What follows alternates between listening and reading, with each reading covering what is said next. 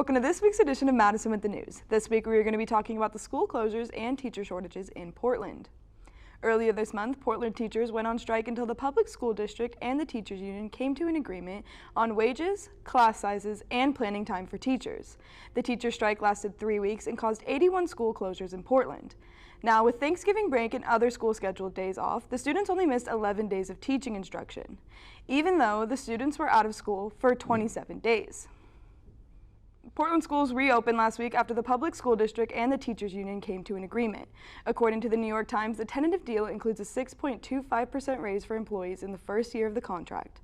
Teachers will also receive a 4.5% and 3% raises in subsequent years.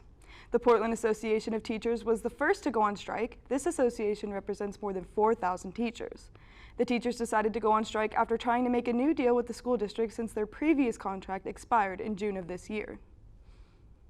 The students will make up their missed time by cutting a week off Christmas break. The district also held a few days back in case of snow days or bad weather that they plan to utilize now to ensure the students make up the time that they missed. But now the question is, how did students get an education while their teachers were on strike? I talked to Andy Lightman, a Portland resident who was highly affected by school closures in his area. Lightman is the president of a company, Hune, and works a full-time job from his home.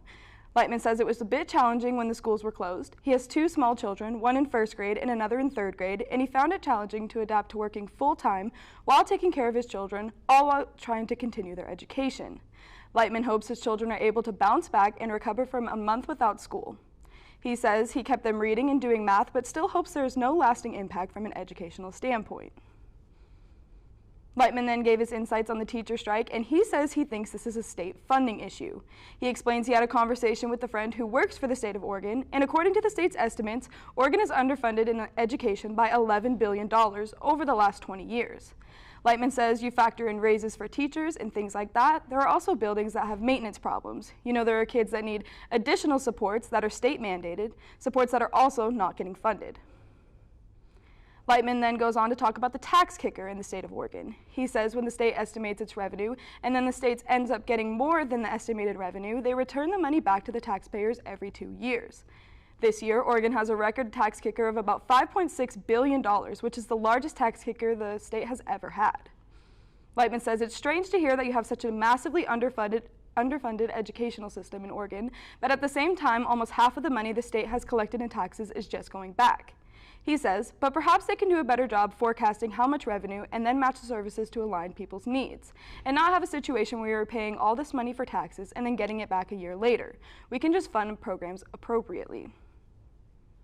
Oregon is one of the few states where teachers are actually allowed to go on strike, whereas there are 37 other states in the United States that make it illegal for teachers to go on strike. Lightman says he heard a lot of stories where the school district did not take the negotiations seriously until the teachers went on strike, and Lightman says he can appreciate the perspective of the teachers if they were not being taken seriously.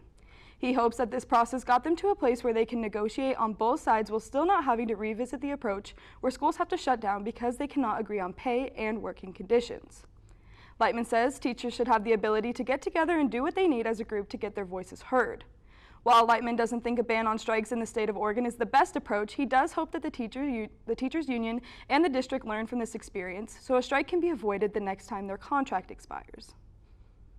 Lightman says, to have teachers who are so massively underpaid, I can imagine that would be really difficult, not just for them, but also for the families who want their kids to grow up in an environment where they can be supported and have teachers who are engaged and stuff. It must be pretty demoralizing for teachers if they can't get what they view as their fair share. Something I was curious about is while teachers got the pay and resources they deserve, do the parents think the strike actually benefited or harmed the students? Lightman says, hopefully whatever short-term harm was caused by the kids not being in school is going to be overcome by having teachers who are hopefully at this point feeling happy, appreciated, secure, and respected. The students in Portland School District returned to school last week and will finish out the year with teachers who are receiving the resources and pay that they deserve. And that's it for this week's edition of Madisyn with the News. Stay tuned for the next episode to hear about the staff shortages and school closures in Nevada.